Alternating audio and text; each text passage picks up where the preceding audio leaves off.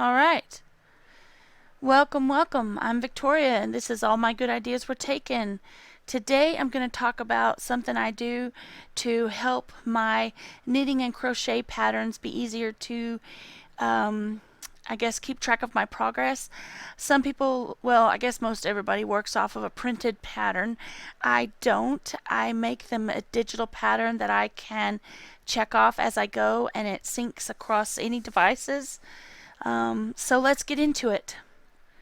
So, alright, I use a program called Evernote because I like my patterns to look like this, where it has check boxes for each row. So when you finish a row, you check it off. Finish that row, check it off. And so on, and so on, and so on through your whole pattern. The reason I do this is I'm a slow project completer. I tend to put it down, and then it might be weeks or months before I come back to it, and I'm not going to remember what the pattern was, what I was doing, where I was in what row, or any of that. And plus, when you have long sections where it's like this pattern says work 22 rows in pattern, I'm not going to remember where I'm at or any of that, so I set it up where each row has a checkbox. And if you're someone who uses a row counter and you have you're okay with working with the pattern the way it's printed out, that's fine. This video is not for you. This is for those folks who need something to help them keep their place. So, Evernote is the program I use, and this is, I guess you could call it a note-taking app. Let me get it over, pull it up, and you can see. It's a free Evernote.com. It's free. I mean, it has paid accounts, but you can use it for free. And you can type notes into it. You can record audio recordings. You can take snapshots of things into Evernote. You can drop a file onto your Evernote and it will store it. I love Evernote. I use it for just about everything. I have my office, my home. I try to be as paperless as I can. So anything that's that I need to keep a copy of, I scan it in and put the PDF into Evernote, and then I can always find it.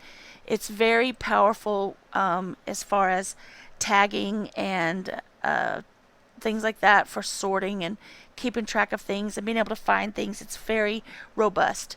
But for our purposes today, let's talk about how you make your pattern look like this. So let me close this, and I'm going to open this PDF, which if you're printing your patterns off of your computer, it's probably a PDF.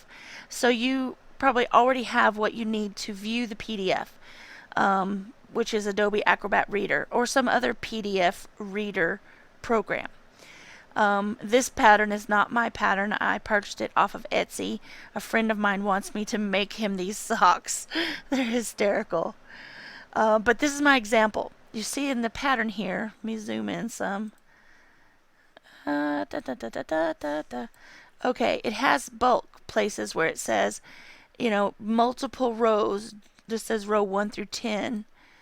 Knit through back loop, purl 3 all the way around. So you're going to do 10 rows of that. If you're just having this printed out, how are you going to keep track of how many rows you've done besides physically counting each row every time? I have no patience for that. So here is what I do. First off, you have to create a new note, and it's as simple as that.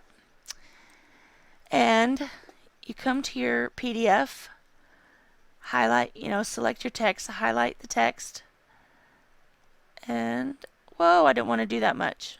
Let me make this bigger. I'm not going to go over this whole pattern with y'all. Highlight what you want to copy into Evernote. So you highlight it, right click, copy, or with a Windows PC you could do Control C, and then you come to the body of your note over here, right click, paste, or Control V, and here it has copied your pattern in. Now you can set this up however you want. Use colors, all kinds of things. I'm going to make this bold, and let's change the color. Hold on, right here. Let's make it red. Just because. No reason. Let's make this not so bold, because once you read it and get started, it's not something that needs to draw your attention. So now here's the part that I'm wanting to edit. This is a row that you have to do something, and so is this one. So I'm going to click at the front of the line and go up here and put in this checkbox. And then I'm going to do the same thing here and here. Now I want to do rows 2 through 10 with checkboxes. So I'm going to go to the end of the row, hit enter, and it puts your checkbox in automatically. Then you can add 2, enter, 3, enter, 4, 5, 6, 7, 8, 9, and 10. And one more time, because I'm sure, let me back up because I don't know what I need that for.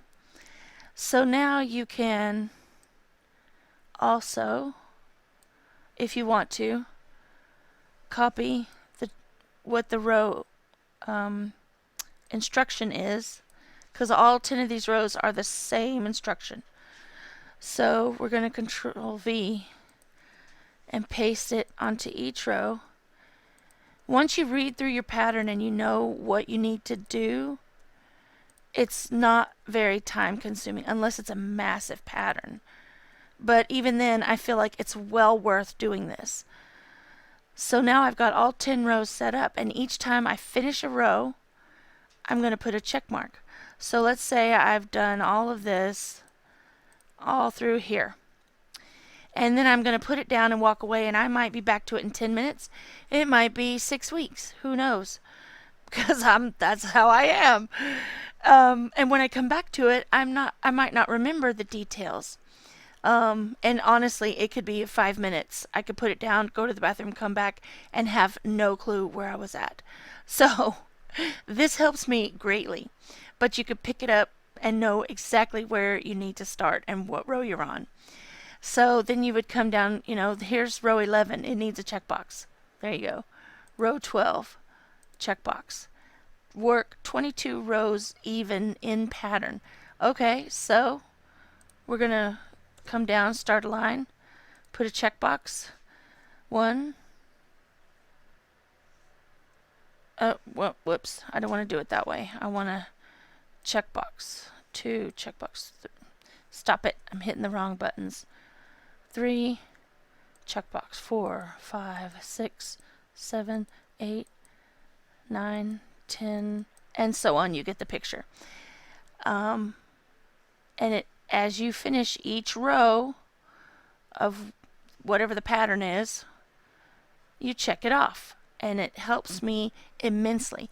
Once you have this set up, you can print this whole document, I guess, and then you have a printout with the check marks.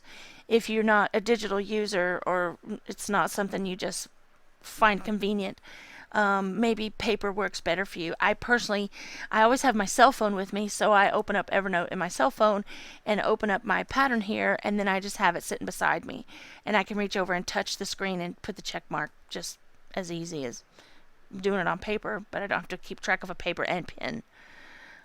So anyway, you can do this in Evernote. I've never used Google Keep, but I would imagine it has the same sort of features. Even if you can't do a checkbox, you can still set up every row the way it needs to be, like this, and put a check mark next to it, or mark it off in some way, and you still will keep track of your rows. You could use Microsoft Word or any other kind of word processing program, and then just print it out, and there you go. So like I said, I find this extremely helpful. I hope that somebody else finds this helpful as well. It's kind of a geek. You have to know a little bit about using your software on your computers, but it's not hard to figure out. Just be brave. You can do it.